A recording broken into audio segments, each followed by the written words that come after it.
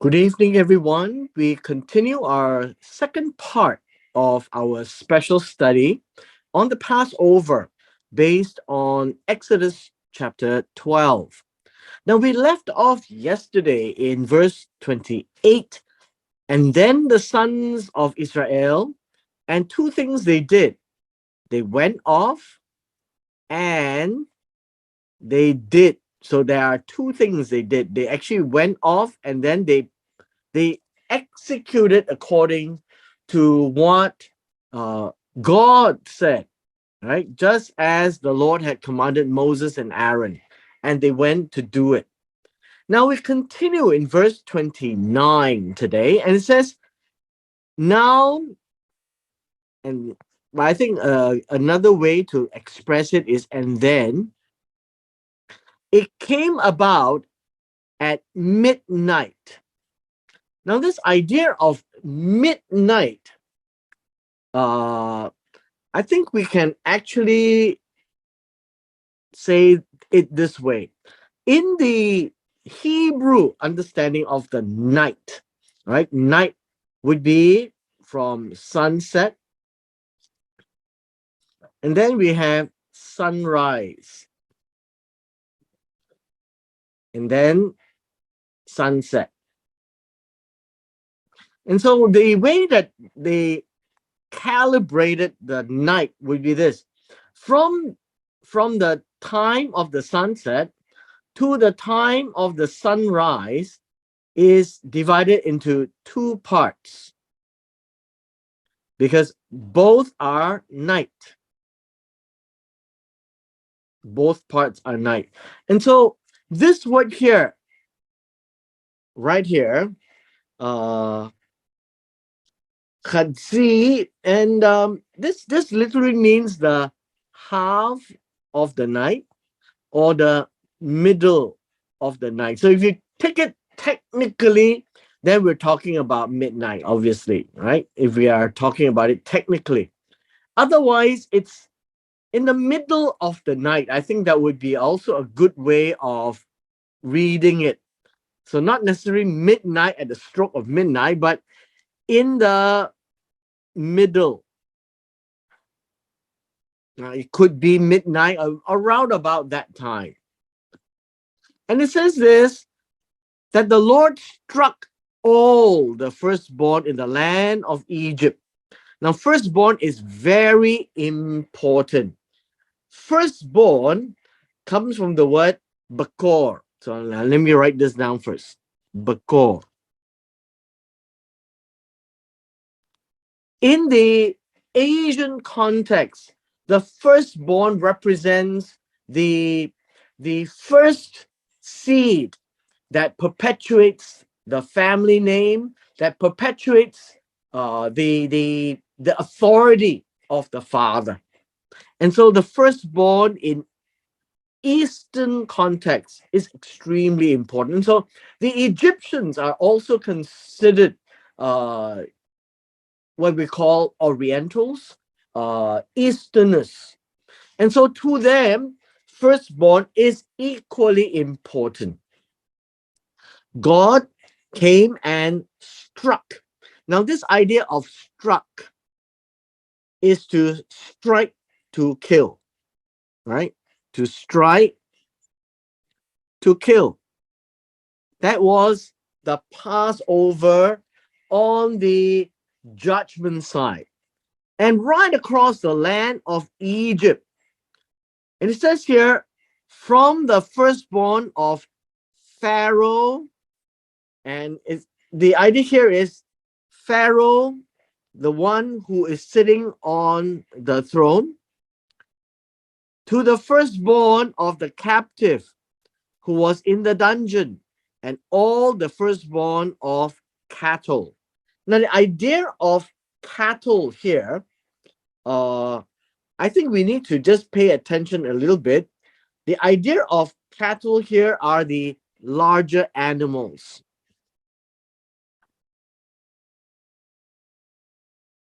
Of which it appears that these would be the ones that the Egyptians would eat, as opposed to the se, which we dealt with yesterday, which are the little flocks. And this will come from the sheep family and the goat family. And that's what they are using for the slaughter, the Pesach sacrifice. And yesterday I had mentioned that based on this has to do with the Egyptian abomination, called Kanum. And so they don't eat sheep and goat, but they do eat the larger four-footed animals. And so God struck all the cattle, all the firstborn of the captive, even the firstborn of Pharaoh, his son. Some say that this could be Pharaoh himself as a firstborn, but possibly not. But whatever happens is that this was a intense event. Why? Because there is death. As we come to verse 30, it says here, and this would be and then. And then Pharaoh got up in the night, he and all of his servants and all the Egyptians. Why? Because they did not have the order of safety. If you recall, the Passover, it is God's Passover, which we did yesterday.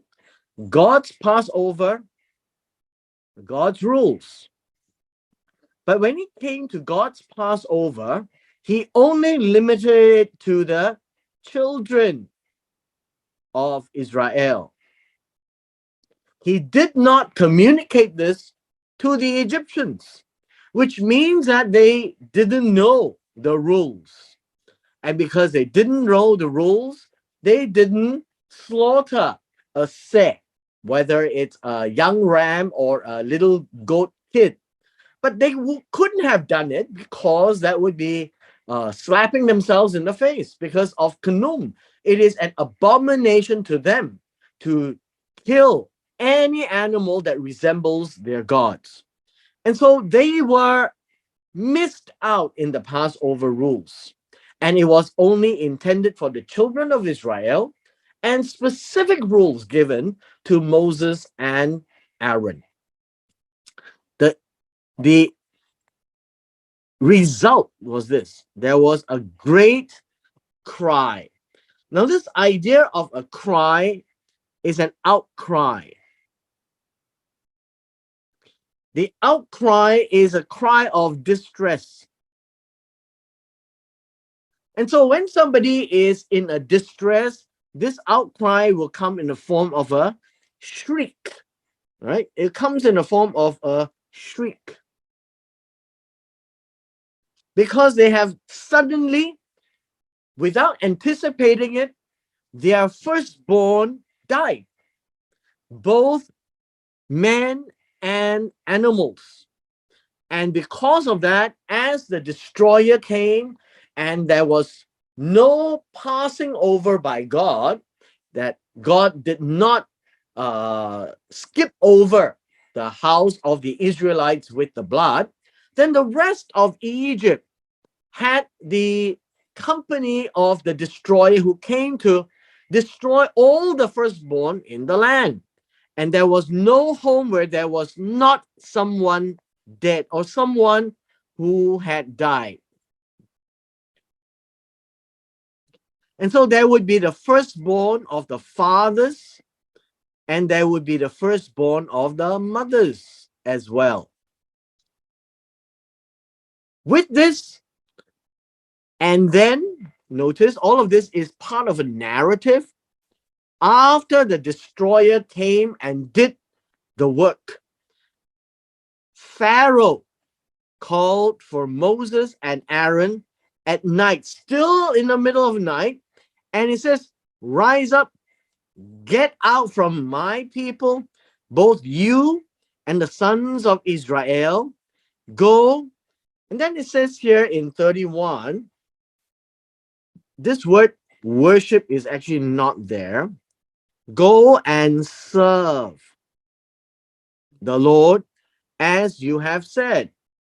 Now, this word serve comes from the word uh, avad, and the word serve gives us the noun servant. And fundamentally, serve means to do as commanded. And so the children of Israel are considered servants of God because they go and do what God tells them to do. And in this case, the Lord's Passover, and they did exactly that in verse 28. And that's why they are called servants, because they started to serve God in Egypt. But all the appeals to Pharaoh earlier on was to let them go and do it outside of Egypt, but he refused. And because of that, they served God in the land, but with the intent of God showing the mighty power of God's destructive arm. And in this case, we had seen yesterday as well, the intent of the Passover was to see whether the Israelites would fear the Egyptians or fear God. And obviously, we saw that they feared God. So they followed exactly the rules of God's Passover. But the second aspect of the Passover was that as God came to demonstrate his power, and the destroyer came to kill all the firstborn from the Pharaoh, from the captives, from the families, and from the animals, is to show that God has the power to strike and judge the nation of Egypt. But more importantly, all the gods of Egypt failed. And that was the purpose of the Passover, to demonstrate to the Egyptians that the God of the Hebrew people is well and alive, and the gods of the Egyptians, including Canaan, is dead. And this is God's strike at the gods of Egypt. And he says, take all your flocks. Now, whenever we see flocks here in verse 32, the idea here would be zone. Right? This is zone.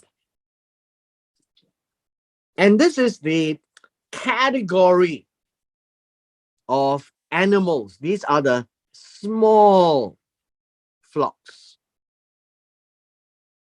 And then your herds. The idea of herds is the idea of bakar. Okay, this is bakar. And this would be the large flocks. So consequently, we are shown that these would be the sheep, the goats, and this would be the cattle, the big animals, the oxen, right? The ox and the cows. These are the herds, and these are the flocks. It says, go take everything you have, and then bless me also. This is very interesting because the Pharaoh is now subdued. That he knows that the God of the Hebrew people is well and alive. And the God of the Egyptian is no longer there. In verse 33, so we continue seeing the narrative. After Pharaoh said all these words, the Egyptians, so as they were given the green light to leave, the Egyptians themselves now, not the Pharaoh, the Egyptians themselves urged, and this would be strongly uh, strongly advised. I think we could say that strongly advised the people, that would be the Hebrew people.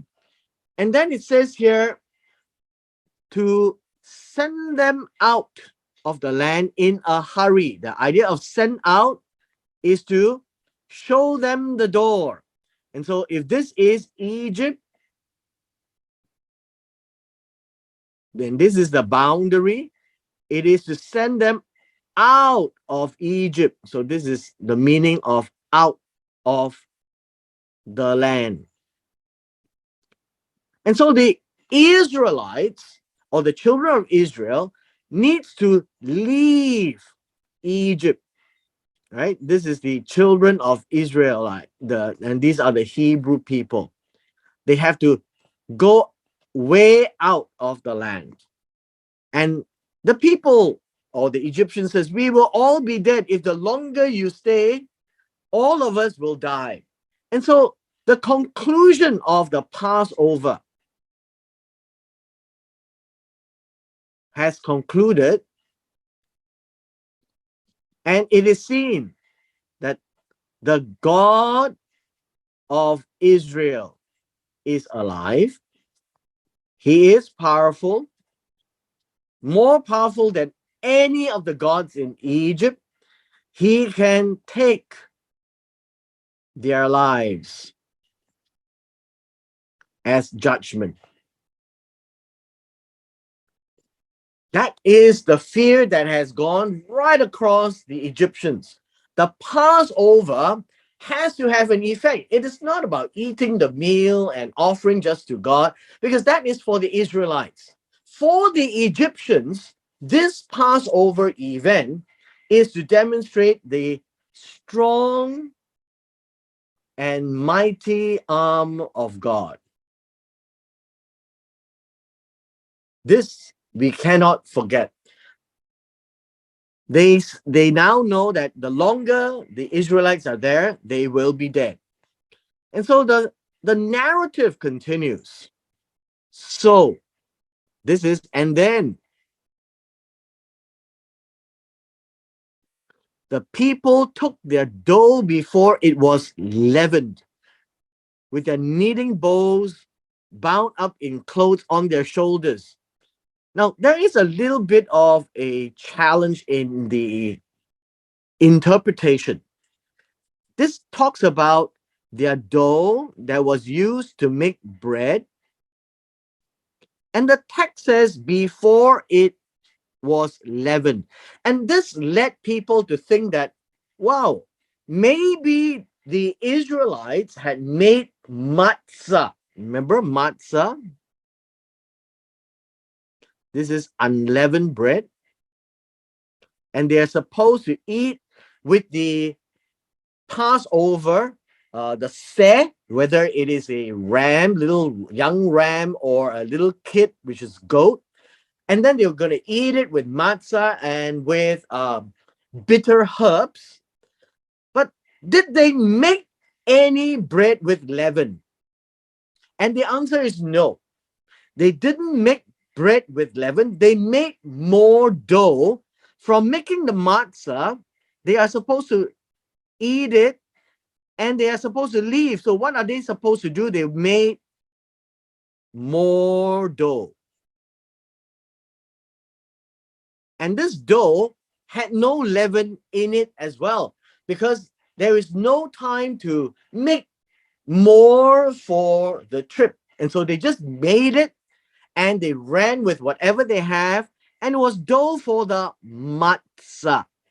There was no time given to the Israelites to slowly go past the 7 days of unleavened bread and then add leaven to the dough. That would be the correct understanding of this idea. And so they were in a hurry. There was no time to allow for the Israelites to finish all the rituals of the unleavened bread for 7 days, because they had to leave that very day. Verse 35. Now the sons of Israel had done according to the word of Moses. And then they had requested from the Egyptians articles of silver, gold, and garment. This is what we call booty. It is as if the sons of Israel had conquered the Egyptians. And so this is booty from the conflict. And in this conflict, it was God who fought and the Egyptians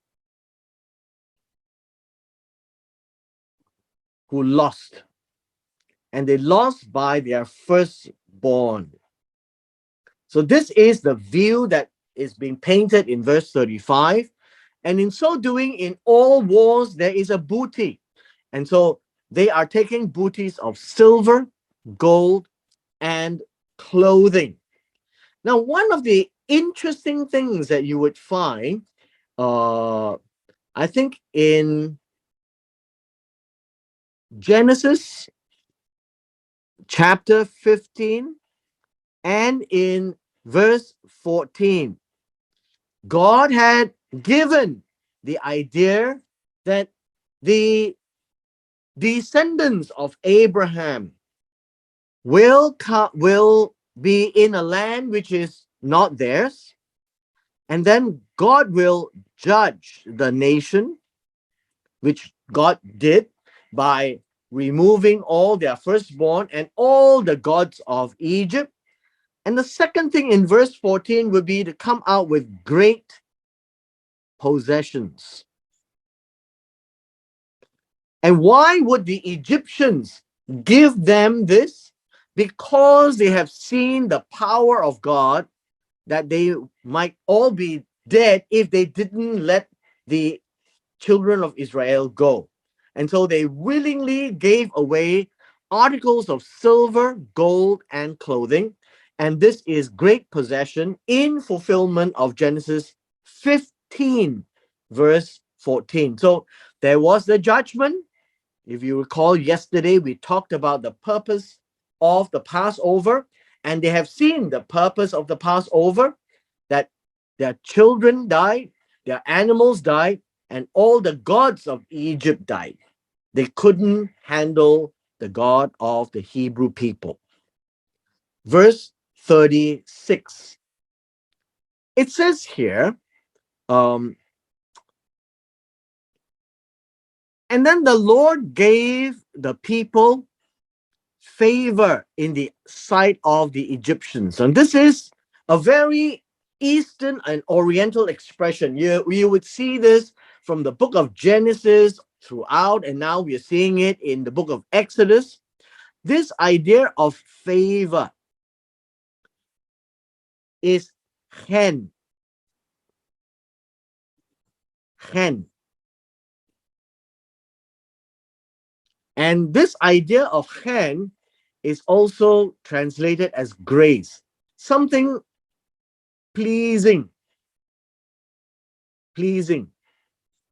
But it's always in the eyes of the beholder.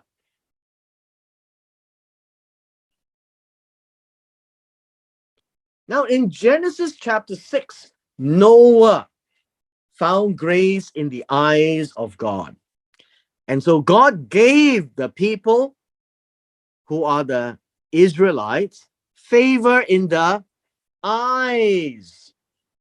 This word sight means eyes. And so the Egyptians are looking at the children of Israel with grace, that they appear to be very accepting. And so the Egyptians actually gave it willingly, whatever they had requested. So grace always comes with gift. And so we can see this here in the eyes of the Egyptians. They see chen, grace. And with that, they gave them whatever they had requested, which is articles of gold, silver, and all the fabrics and garment. And then this word here This is the way they plundered the Egyptians. By the Egyptians willingly give them whatever they ask. Now, this idea of plunder means to strip,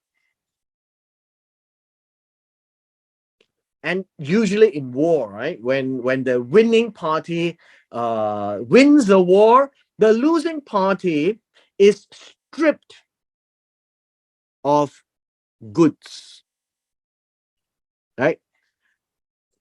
And in this case, they are stripped of their wealth.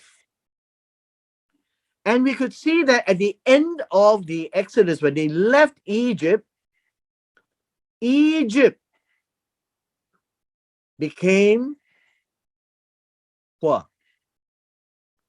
This is the effect of the total event of the Passover.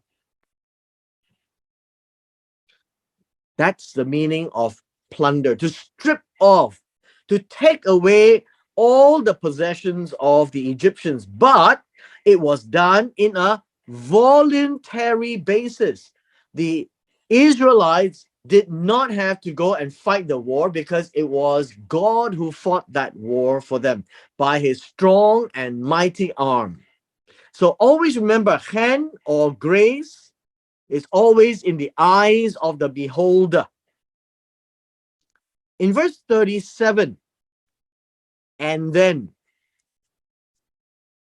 it is morning now, the sons of Israel, they journeyed. Now, always understand, whenever you see this word journey, it's an English word, journey.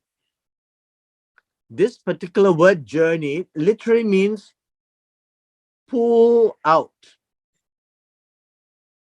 the pegs. Not as if you were in a tent and then it's time to move. You've got to pack the tent and remove the tent pegs. And so the pulling out is a term, I think it's also adapted in modern usage. Let's pull out of here. Now that's the meaning of this word journey. They started to leave from Ramesses to Sukkot, and the important information here is 600,000 men on foot, apart from children, and obviously apart from the women. And then a mixed multitude also went up with them, along with flocks and herds, a very large number of livestock. Now let's deal with these issues here. Is there an issue? Yes, there is. Some people say that there cannot be 600,000 men. And so the word thousand here is elef. And it is in usage equals to 1,000. But the opponents of this view thinks that this is just a unit of men. So it could be just 600 odd men. But I think if we take literally the grammar, this is 600,000 men on foot, apart from children. Now, understand that this word here, men, is not really the gender men, right? It is not the gender men. This would be warriors, people with strength, strength and might, strength and might. Why? Because they are going to fight.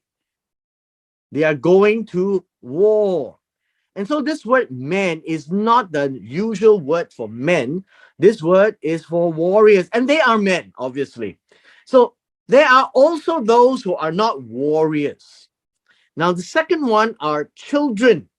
Now, this idea of children is not children as in general word called sons, where sometimes we translate this as children. This word children actually means little children in the idea of tripping around. So these are given as a description of these are children who can actually walk somewhat, but they are just running around here and there, jumping, and but they are not the marching type. So they have not grown up to that point. And so these are the description of 600,000 men on foot. Now, eventually, you find that these are the men whom we will call the first generation. These are the first generation that will also go and possess the promised land. These little children becomes the second generation. And they are all supposed to go into the promised land. And when you go back and you read Numbers chapter 13, something happened and they decided not to go in. And God says, okay, you first generation will all die. And so they wandered in the wilderness for an additional 38 years. Now, why am I trying to highlight this to you? Because when they are in the wilderness, there is the third generation. What does that mean? When they were not able to enter into the promised land, the second generation grew up and they had kids, and the kids are the third generation. So, what I wanted to point out to you that this first generation that came out of Egypt, they died, all of them, because of what happened in Numbers chapter 13. And so I encourage you to go back and read that. Now, the second point here is that they came out a mixed multitude. Together with these women and children, there was a mixture, a mixed multitude. Now, the idea of a mixed multitude in verse 38 literally tells us that they were beyond the Hebrew people, right? There were other people that came out with them as well, right? Besides these people. In verse 38, the mixed multitude, let me just put down the definition. This would be the non-Hebrew, or if you like, non-Israelite.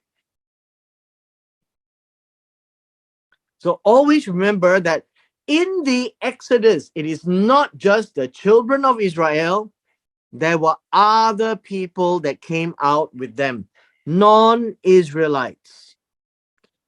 And they came with their flocks and their herds. Now, with the flocks and herds, it's the same flocks and herds of the Israelites. And there was a large number of livestock. And then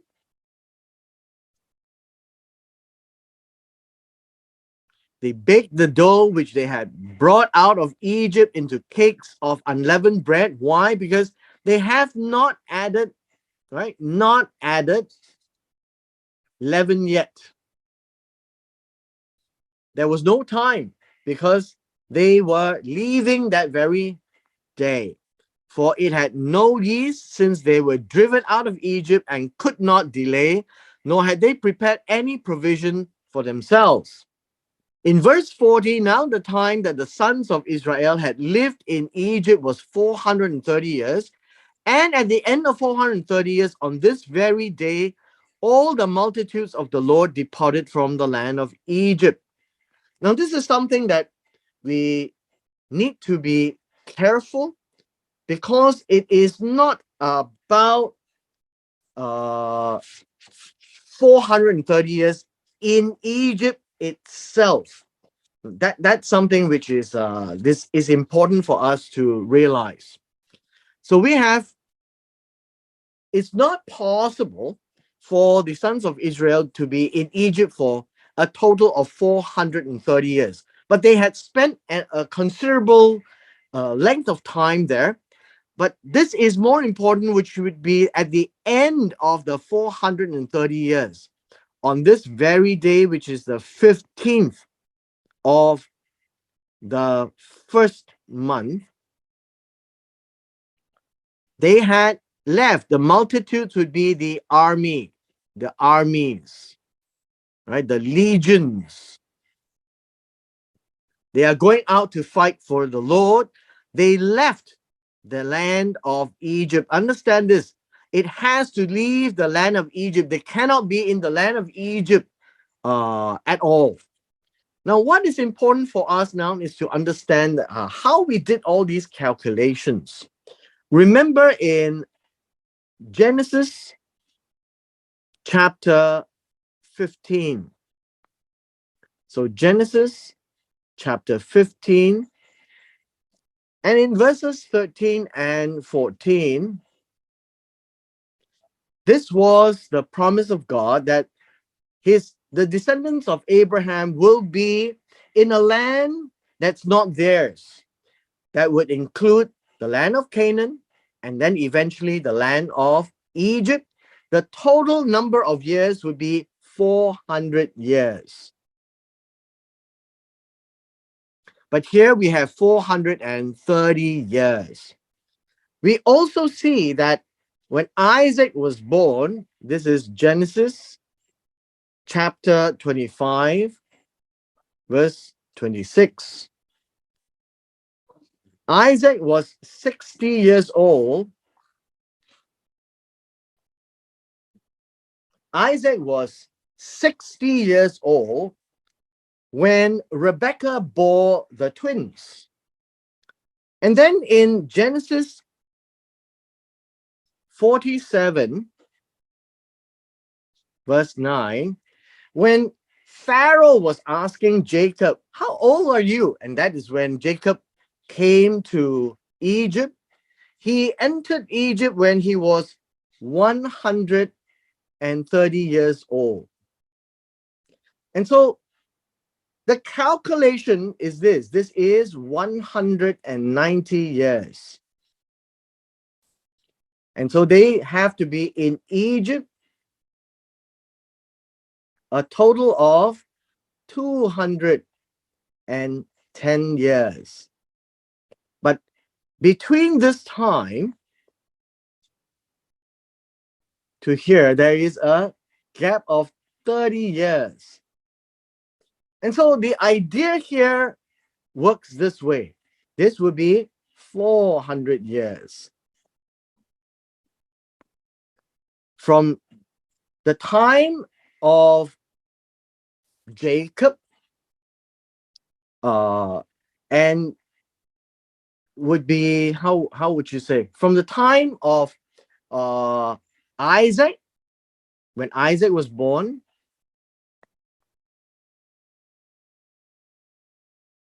to the time of the twins was 60 years, and then all the way down would be 400 years. And then from the time of the covenant given to Abraham to the time of Isaac would be 30 years. And so that is where some people would suggest the 430 years was. And with this, on this very day, which is the 15th of the first month, they all left. And so God has his timing, and God set all this up. Then you could say that. Verse 42, it is a night to be observed for the Lord. The idea of observe in verse 42, it is a night to keep vigil. It is a night to watch, right? To watch, like a night watch. Because they have to wait for God having brought them out of the land of Egypt. This night is for the Lord, to be observed by all the sons of Israel throughout their generations. What does that mean? It means from the sun to the sun to the sun to the and ongoing.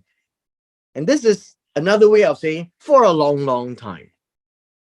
Now, in verse 43, this is and then.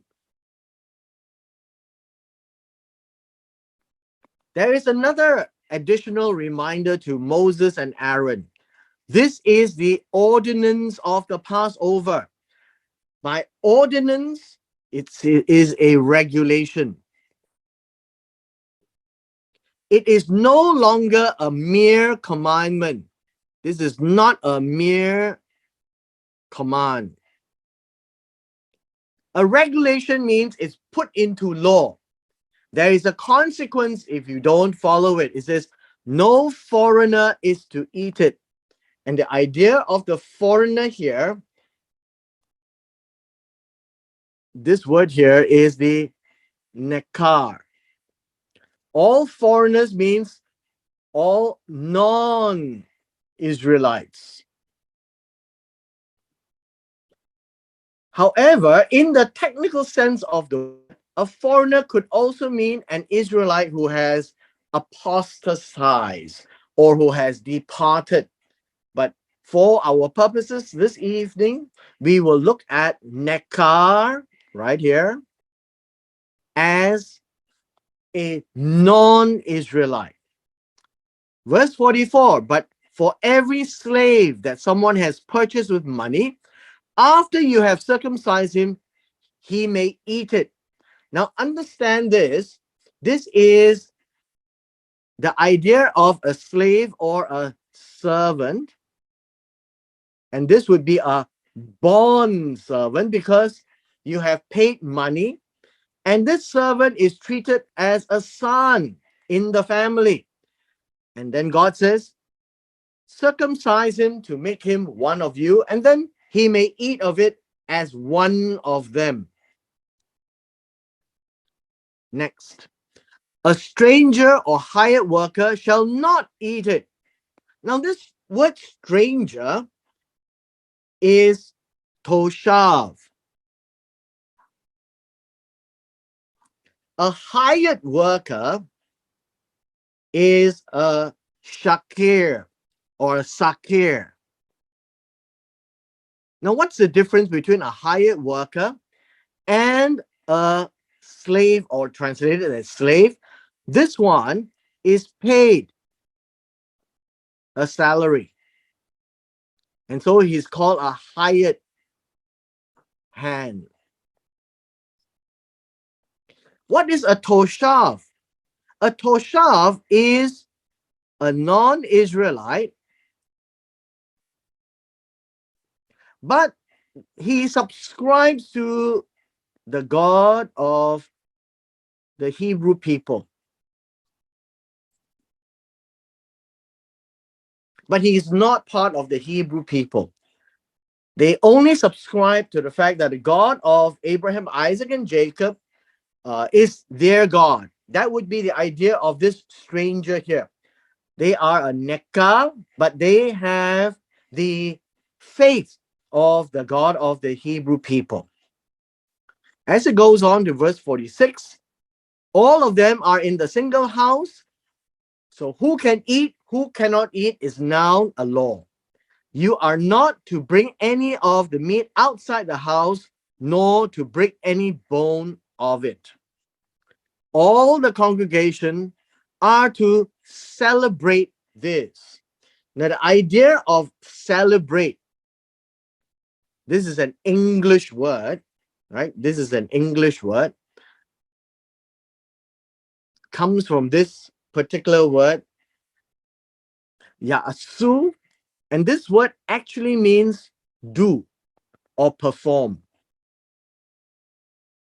It's like when you listen to the commands of God and you do it, just like in verse 28, where we ended yesterday, they walked away and they did it. But for some reason, the translator liked to use the word celebrate. So I don't think it's wrong. And from one aspect of it, the translator may be thinking of celebrating the Passover. But the Hebrew word literally means to do according to God's rules. That's what it means. So it's not so much as to celebrate as a modern sense. So I would strike this out for you. Now, in verse 48, it says, "But if a stranger resides with you and celebrates the Passover to the Lord," now what does that mean? So these are instances that we need to understand the Hebrew. This word stranger is this word here. This is a ger. By ger, it would mean a toshav who has become a proselyte. Very much like Ruth, for example, later on when we read in the book of Ruth. It means that it is a non-Israelite who follows the God of Abraham, Isaac, and Jacob, but also embraces all the practices of the Israelite to become one of them. So this is to become one of them. And in so doing, wants to, well, this word here, do. So not to celebrate, but to do the Passover to the Lord, to follow the rules that God made.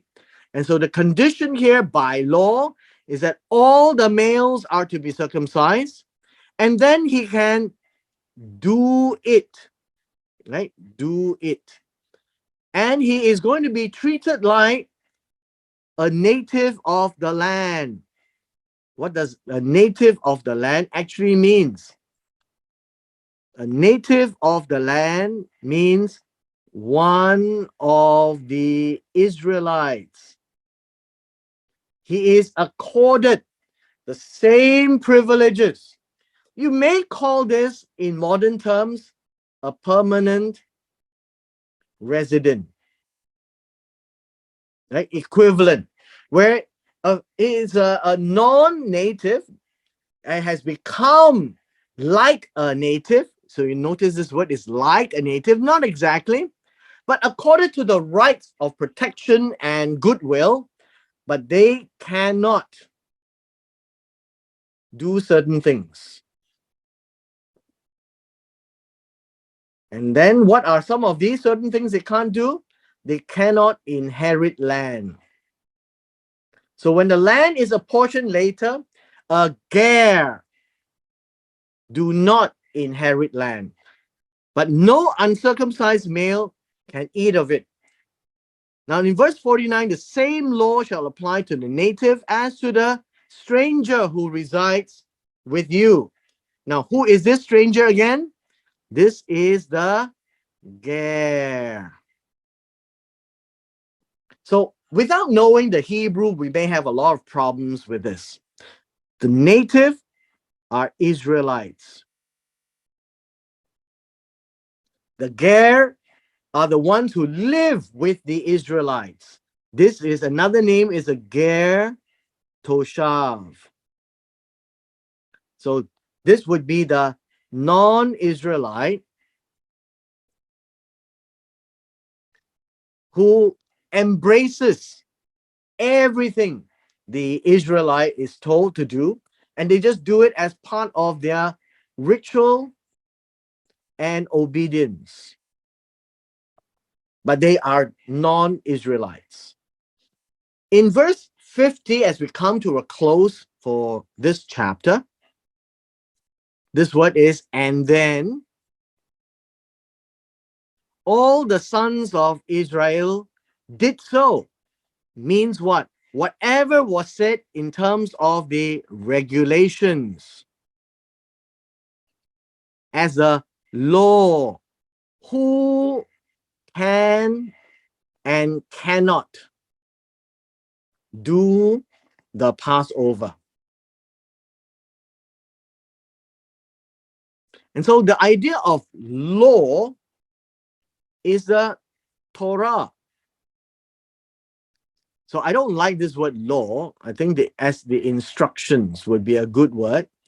This is the instructions God gave, and it must apply to those of Israel and to the Ger who is not Israel, but for all intents and purposes, practices what the Israelites are doing.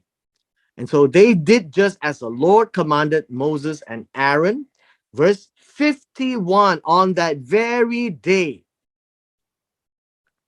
15th of first month, the Lord brought the sons of Israel out of the land of Egypt according to their multitudes.